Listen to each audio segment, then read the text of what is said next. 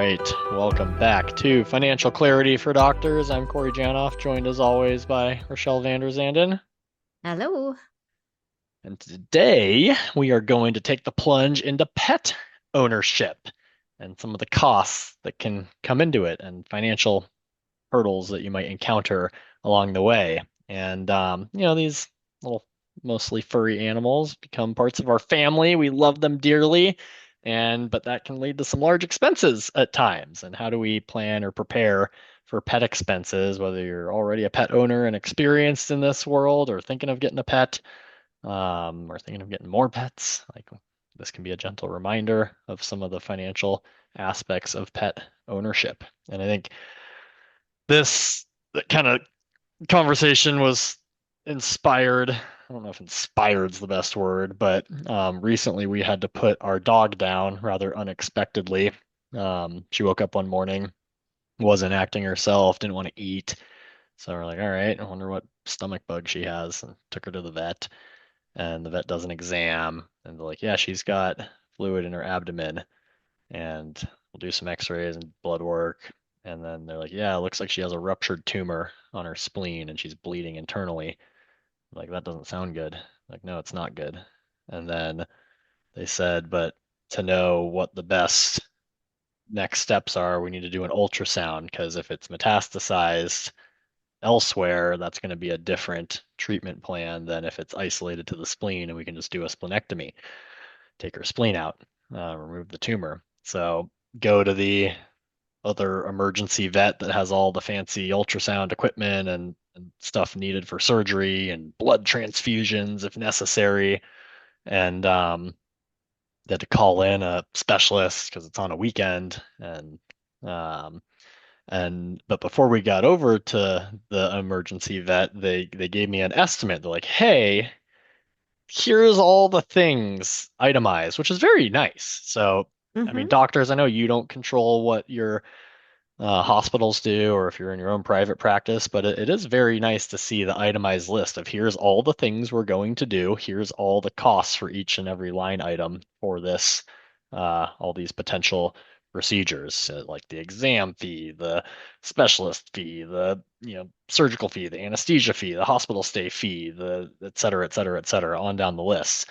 And the estimate, again, depending on what direction we were going, it was going to be between $8,800 and 12,000 something dollars.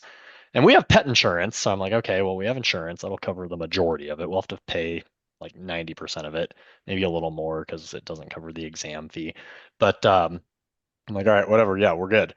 And so I go up front to, um, you know, try and figure that out with the insurance. And they tried to get pre-authorization from the insurance company, but it was a weekend, so they weren't able to get a hold of anyone right then and there. So they're like, well, we could just get a deposit from you for the low end of the estimate, the $8,800 amount. Okay, here's my credit card, $8,800. Um, and I'm thinking while I'm doing this, like, what do people do if you don't have pet insurance or if you You don't don't have a have an credit extra card. 10 grand to spare, or Yeah. if you don't have $9,000 available on your credit card limit? Um, like that's going to be a tough decision to make. It's like, hey, I can't give you this money. Do I just take my bleeding dog home and No, I cross bet my you money they fingers? would have set you up with a really high interest rate credit card option of their own. Mm, there we go. I bet they have something like that available where they can just do like Probably a quick credit check and just stick you with a giant credit like a card. payment plan type deal. Yeah, So, no, probably like an or like, outside yeah, credit. outside. Yeah, I would think so. Yep. But yeah, If I you're think getting it's a interesting mattress or is whatever, yeah, your story isn't done. What happened? yeah. Obviously, all the procedures didn't go. So we go Yeah. to the next place, they do an ultrasound, like, yep, ruptured tumor on her spleen, it's Oh. metastasized to her liver. Doctor doesn't recommend surgery because she's 11 years old and she's only going Yeah. downhill from here. She's happy and content now. It's probably the humane thing to say goodbye. So unfortunately had to do that, which for anyone that's ever put a dog down, or I guess any animal that you've loved, it's hard, very, very hard. A lot of tears were shed over the weekend. Um, but I guess less expensive to put a dog down than have a surgery. So the Yeah. final tally, I still need to add it up and then submit it to the insurance company and then cancel the insurance now that we don't have the dog. Um, because it was basically at the second location a $1,600 or almost $1,700 tab for like the euthanasia and the vet ultrasound and everything. Mm-hmm. So I got money back on my credit card instead of having to give them more money. So that was, I guess, helpful. But the amount back didn't add up. So I need to just go through the itemized list still and see what did I actually pay for? Because like it's like when you're in that emotional state, you're not like You're just going like, do through the whatever you receipt need to and do. being like, hey, this Yeah. doesn't add up. You're off by $40. Like, no, it's so Yeah. so I need to do that. So yeah, that was unfortunate. Our oldest son didn't, he was really close with her, so that was tough. And then all of our neighbors were so sweet. Like a bunch of them brought us flowers and cookie platter. And then one of the gals, she's in her 70s. She's like, the best thing I did when my dog died was get another dog. And she's like, I'm serious. Like it sounds crazy, but like I got a dog 8 days later, and it like really helped. Like okay. And we're thinking. We're not ready to get another dog yet. Like most shelters, if you have small kids, don't let you take dogs home. I mean, some do if, depending on the dog, but a lot of them are like, yeah, no, if you have kids under 10, we're not going to even bother with you. Mm-hmm. Um, and a lot of breeders, you need to like get on a waiting list and like have a planned litter, and it's like a 6 to 12 month process oftentimes.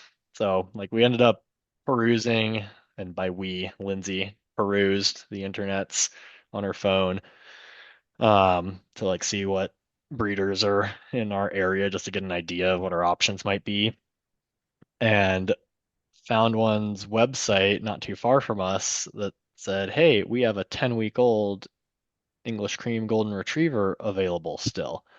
And we're like, huh? Why do they have one available? What's the deal?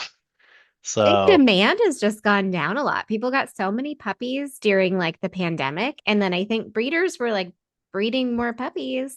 well, And this yeah, isn't a demand issue. This is no. I'll tell you the rest of the story. Uh-oh. It's no, it's not a oh, it's a happy story. That's So good. we like texted the number like, hey, is dog still available? Can we come see it tomorrow? They're like, yep, come on by. Okay. So we go out there, we're like, hey, what's the deal? Like, why do you have a 10-week-old puppy? She's like, well, there's nothing wrong with it. She went home with an older couple who thought they could handle a puppy. And I guess they'd raised puppies before, they'd had dogs before. Like, yep, we've done it before, we can handle it. But I guess the woman isn't very mobile, and the husband was a little more, spry, and but they quickly realized, yeah, we can't do a puppy at this stage in our Yeah. life. So they brought her back to the breeder, like, hey, it'd be unfair to the dog. And I guess like it just coincidentally Lindsay's looking on the website the same day that she posted it on the website. I guess a bunch of people reached out, but we were the first ones to go visit, and now we're bringing home a puppy on Friday. Oh my So goodness. she's like, "Yep, if you want to take it home, we just need the payment and you need to sign forms and stuff." And I'm like, "Well, not today. We need to like clean the kids' toys off the floor and get a crate for the puppy and like do Yeah. some stuff because we got to get prepared. So give us a few days." Yeah. Um, Having a puppy is definitely different than having a mature dog. For sure, the mature dog, when we leave, because we'll just take a nap by the fireplace or on the couch, whereas a puppy, we need to like crate train and need to, yeah, it's a whole process. Mm-hmm. So that's, I guess, leading into this long-winded story beyond the financial aspects, which, yeah, puppies cost money too. So that's going to be Mm-hmm. another $2,500 plus. I had to go buy baby gates and another crate and order the puppy food and the supplements. And then I gotta make a vet appointment and then get another round of shots in a few weeks. So Look at like, new insurance for the new yes, get dog if new you want to do that. insurance. Yeah. I'm definitely getting insurance. Like it more than paid for itself with our last dog. She had multiple medical uh Yeah. procedures. I just need to figure out which insurance I'm going to go with, either the same one we've had or our home and auto company is I guess has a discount with another pet insurance company, so I might look into that too. Yeah. But need to figure that out like today. Yep. Um, I think this is a good thing to talk about just because, like, when you and I were growing up, or at least when I was growing up, we didn't do this stuff with our pets. Like, the world has changed. Like, modern pet ownership, especially if you have some resources to be able to cover costs like medical expenses, is so much different than it was when we were growing up.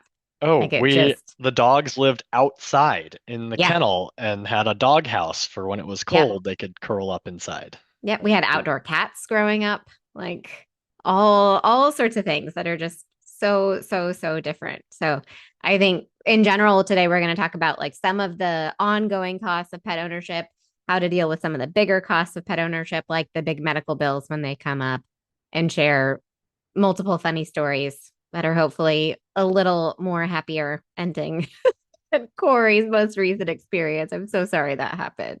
Yeah, this is like the first time I'm Oh, able to talk about it without breaking down in tears. yeah. And like Lindsay over Mm. like 3 straight days was just crying basically.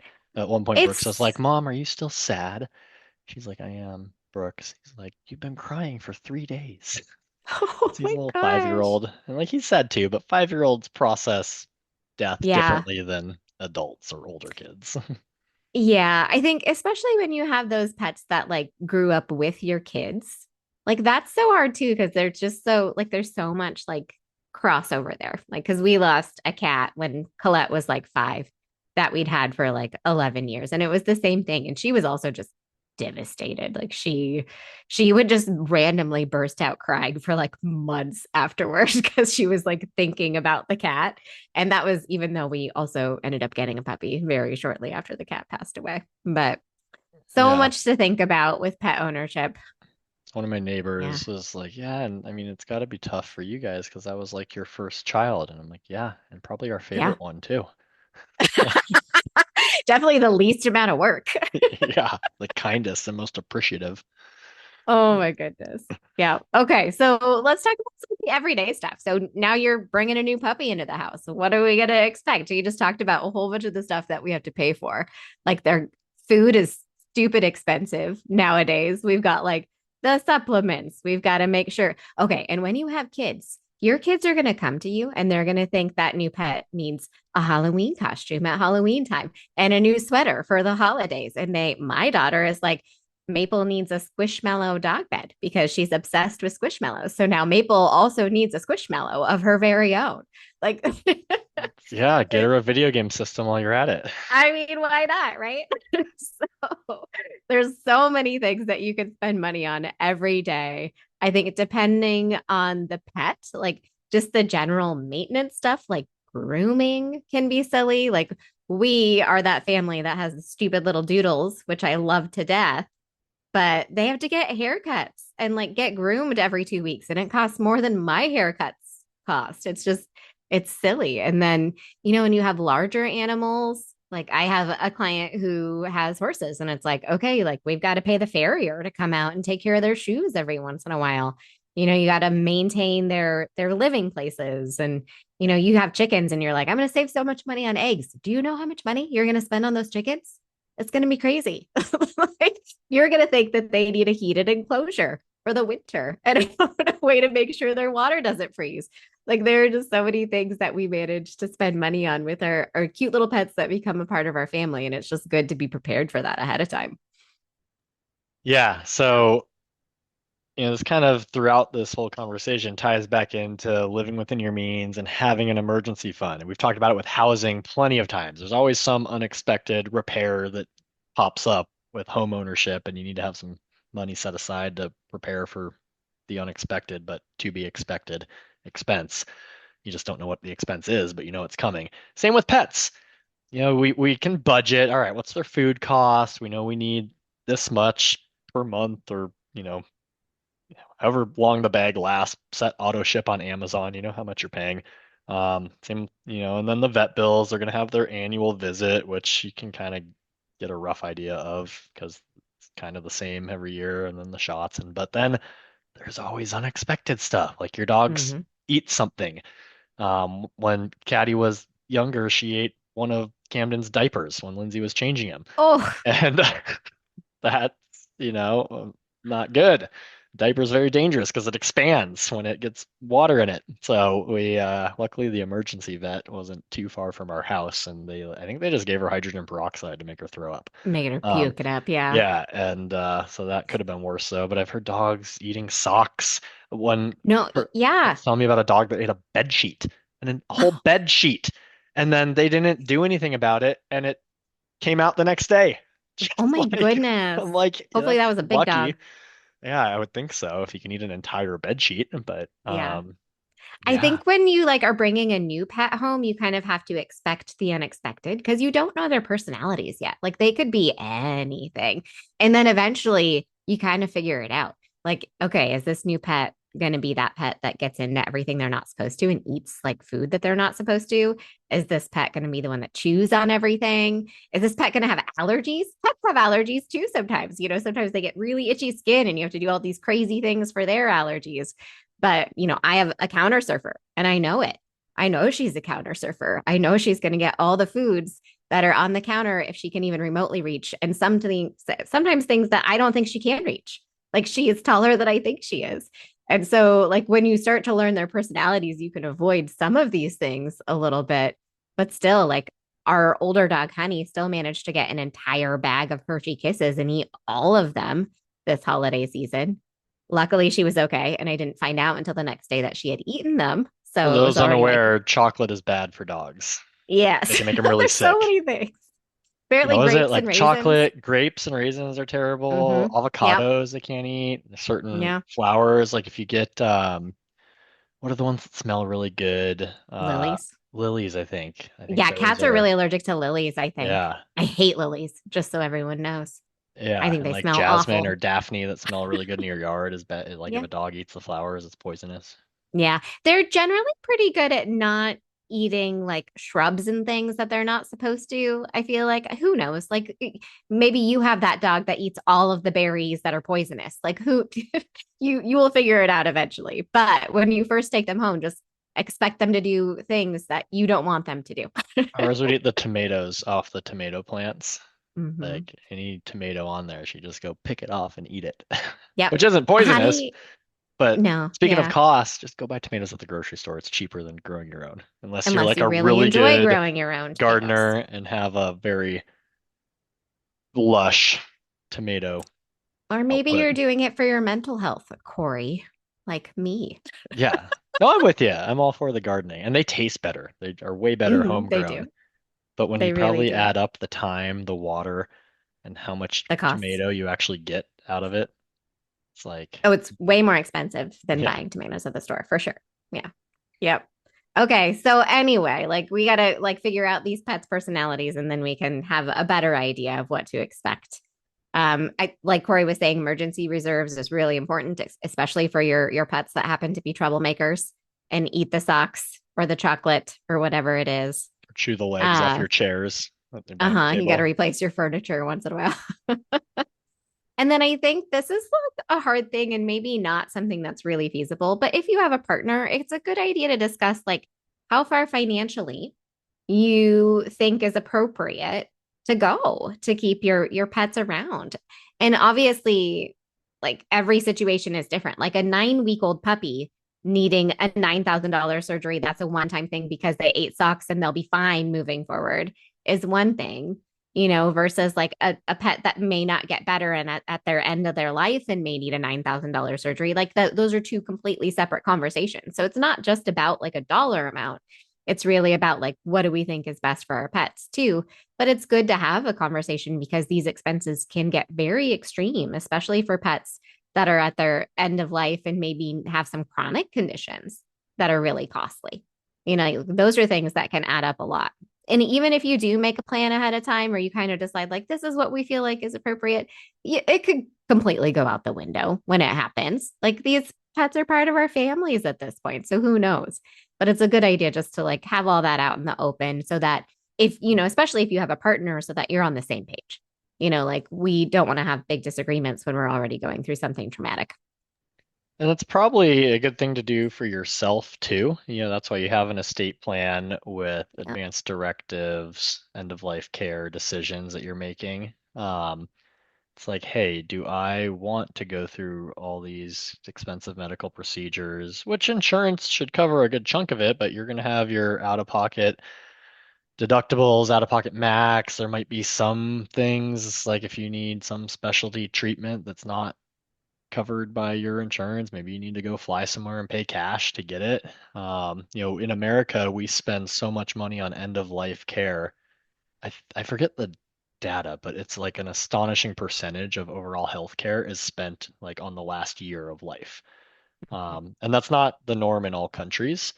Um, some people are just like, hey, you're at the end of the road, time to say goodbye type of thing. I think it's also probably like facility expenses. Like Yep, bingo. culturally, a lot of people keep, Yep, elders yep, in their home for longer. yep. But that's something like you can talk about with your partner, like, hey, do we want to get all these expensive procedures just to give me an extra few months with cancer, or do we want to like do more palliative care and when my time's up type of thing, which it's easier to make those decisions ahead of time. But then sometimes yeah, like Rochelle said, it gets thrown out the window when you're in the moment. Yeah. Everyone's circumstances are different.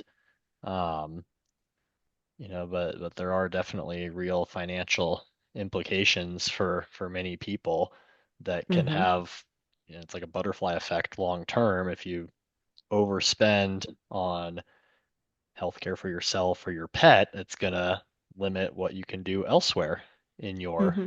financial life or your kid's life or your spouse's life if you're, passing away and leaving a spouse and kids behind type of thing. It's like, hey guys, I want you to be set up well. I don't want you to drain our life savings to try and keep me alive type of thing. Yeah. Um, Definitely challenging conversations. There's no right or wrong answer. So don't take this as, oh yeah, you shouldn't spend money to make yourself better. Like, no, that's not what I'm saying. I'm just like taking an honest look at it and like what's the potential outcome? What are the odds of a favorable outcome? Um, Hmm.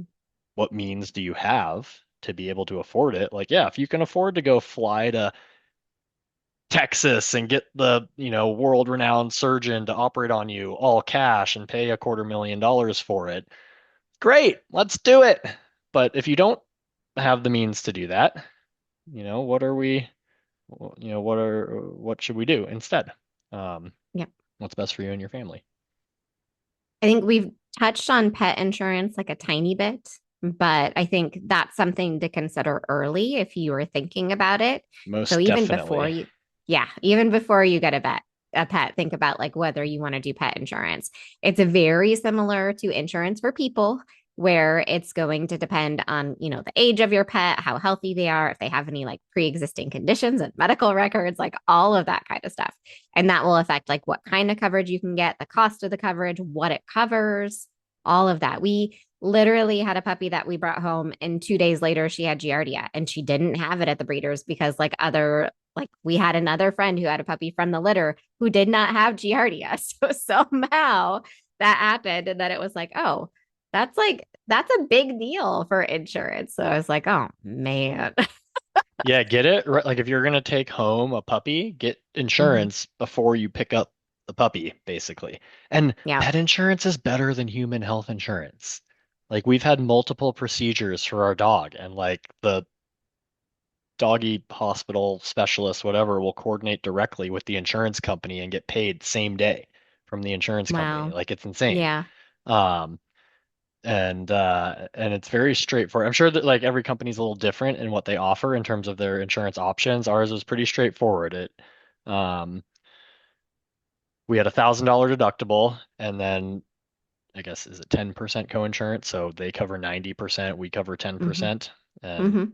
simple as that. Doesn't cover the exam, but any of the other stuff, pertaining to the issue at hand, it'll Yep. cover. So she had, you know, dental surgery for a cracked tooth when she was younger. She had, at one point, she had this facial paralysis that we couldn't figure out what was wrong. They did blood work, they did a MRI, a CT scan, a spinal tap, like the whole works. And, we only had to pay for a fraction of the total cost. Insurance covered the rest.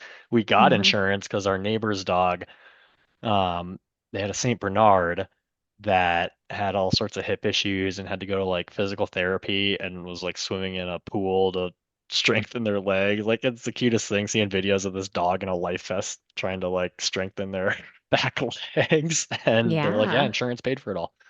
I'm like, okay, Yeah. I'm getting insurance. And it's not expensive. We got it when she was a puppy. It was under $30 a month for the plan we had. And I think now it's like $43 a month as she's I gotten feel like older. it's so much like every policy that I looked at was so much more than that. That's really interesting. I think it does depend somewhat on the breed, Breed and yeah. Hmm. the genetic, like some dogs are more likely to get certain conditions than others.